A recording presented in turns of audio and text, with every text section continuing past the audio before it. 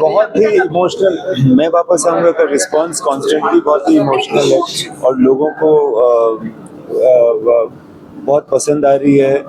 और मैं हर जगह जहाँ भी जाता हूँ वो यही बोलता हूँ कि मैं ऑडियंस का थैंकफुल हूँ कि उन्होंने इस फिल्म को सक्सेसफुल बनाया। कलकत्ता में मुझे हमेशा एक्चुअली बहुत अच्छा रिस्पांस मिला है।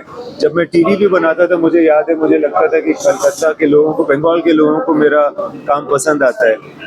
और अभी मैं कोई मुझे बोल रहा था कि जब फिल्म कलकत्ता में लगी थी तो प्राइम टाइम शोज नहीं थे, मगर सेकंड थर्ड वीक से फिर प्राइम टाइम शोज भी मिलने लगे। आज 1 महीना होने को आ गया, 4 हफ्ते हो जाएंगे कल, और अभी भी प्राइम टाइम शोज चल रहे हैं कलकत्ता में। So I am very very very fortunate and बहुत खुशी की बात है कि जो कि कभी होता नहीं है कि किसी पिक्चर के 4 हफ्ते के बाद कोई डायरेक्टर को मौका मिलता है सिनेमा थिएटर में विजिट करने का अलग अलग शहर में, मुझे मिल रहा है। And it is only because of the audience. और जिस तरह से ऑडियंस इमोशनली रिएक्ट कर रही है मेरी फिल्म को, मैं भी उतना ही इमोशनल हो रहा हूँ अभी ऑडियंस के लिए। मैं वापस आऊंगा itself it sound very emotional. How much emotional do you feel when you went through this name?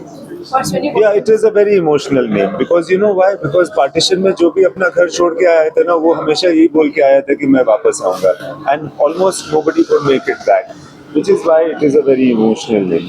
Sir success का रीजन क्या है? सक्सेस का रीजन मैम आप बताओ, क्योंकि मैं भी सोच रहा हूँ पता नहीं क्या। सक्सेस हर तरह की होती है, बट ऑडियंस का में से एक आदमी भी अगर अपना जिंदगी से एसोसिएट कर देना आपका फिल्म को, वो बहुत बड़ा सक्सेस होता है। लोगों ने मतलब कि लोग जो घरों में अपने आंसू छुपाते हैं, यहाँ थिएटर में आकर के सबके सामने they are breaking down. I don't know what is the reason for that. I think it is just the blessing of Babaji. That is the reason for this. Sir what's about the Diljit Singh का दुसंज का जो controversy हो रहा है ना, क्या controversy हो रहा है? उसके बारे में आपको क्या ख्याल है? कौन सा कंट्रोवर्सी? दिलजीत के लिए ये जो कंट्रोवर्सी हो रहे हैं। नहीं, वो तो उसका दूसरा फिल्म का बात है ना मैम, तो वो मैं कैसे बोल सकता हूँ। सर अभी सक्सेस के बारे में बात किया गया, लेकिन सब बोलते हैं जैसे कि इम्तियाज अली के लिए कुछ सीक्रेट इंग्रेडिएंट है कि उनकी हर एक फिल्म में कुछ अलग ही फ्लेवर्स होते हैं। इसका कुछ सीक्रेट इंग्रेडिएंट्स क्या? वो सीक्रेट इंग्रेडिएंट नहीं है। I think I am very lucky. वो एट मेनी लेवल्स मैं बोलूँगा तो आपको शायद बिलीव भी नहीं होगा, मैं बहुत लकी हूँ। और मुझे लगता है कि people have always been very kind to me, and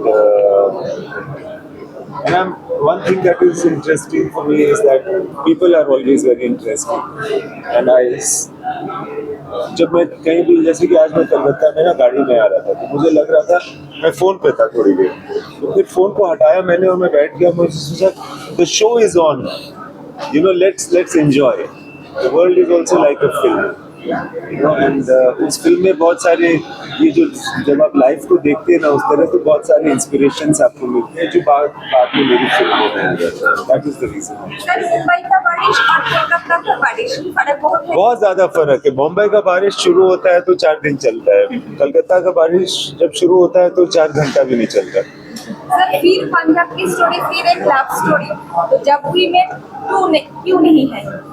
क्योंकि जब भी मैं 2 का कोई कहानी बचा नहीं है मैम, उसमें अब आदित्य और गीत का कोई कहानी बचा नहीं है। सो जब भी मैं देखने का मन होगा तो जब भी मैं ही देखो ना, जब भी मैं 2 क्यों देखना। सर हॉल में तो री रिलीज जब हुआ था फिर भी ऑडियंस वैसे ही लव कोड किया था जो पहले भी किया था। That is true, very very fortunate.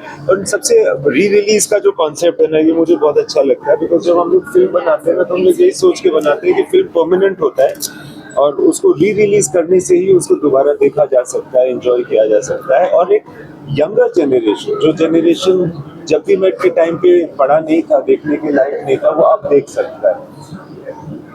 And खास करके रॉकस्टार में, लैला मजनू का भी बहुत एपिक रिएक्शन था। हालांकि वो फिल्म साजिद की है, मेरी नहीं है, फिर भी री रिलीज के बाद एक नया जनरेशन ने रॉकस्टार देखा और जब भी मेट देखा। So I really like this concept of rereleasing of films.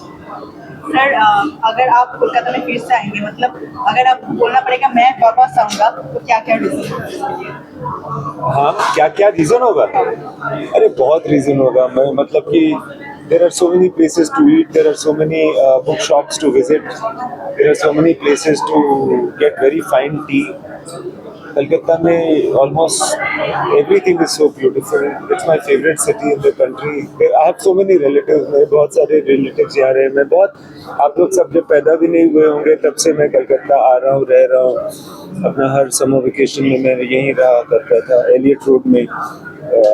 जब ट्राम गुजरता था रात को मैं बालकनी में सोता था, तो वो ट्राम तो अब तो कम हो गया है गुजरना, but so many things in Calcutta that always bring me back.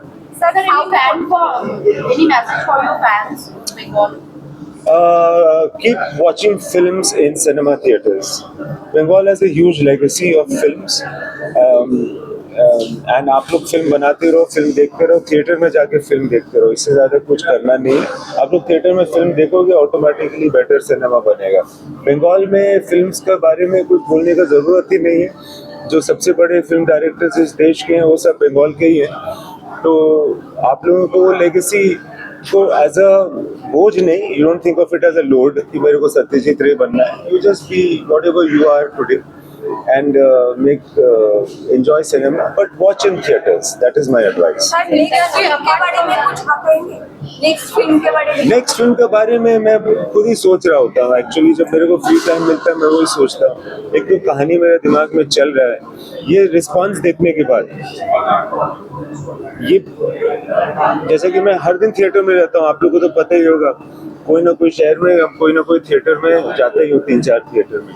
Audience से मिल करके मुझे उनको देख करके ना एक नया रियलाइजेशन हुआ इस बार, और उसके हिसाब से मैं उस ऑडियंस के लिए एक नया फिल्म बनाना चाहता हूँ। और to create something which is like a gift, return gift for the audience. Again love story? We don't know, no Lastly, idea. how do you look after social media trolling? I don't know, मतलब मैं ज्यादा social media में रहता नहीं हूँ actually. Social media trolling पता नहीं if there is a way to regulate it or not. I don't know.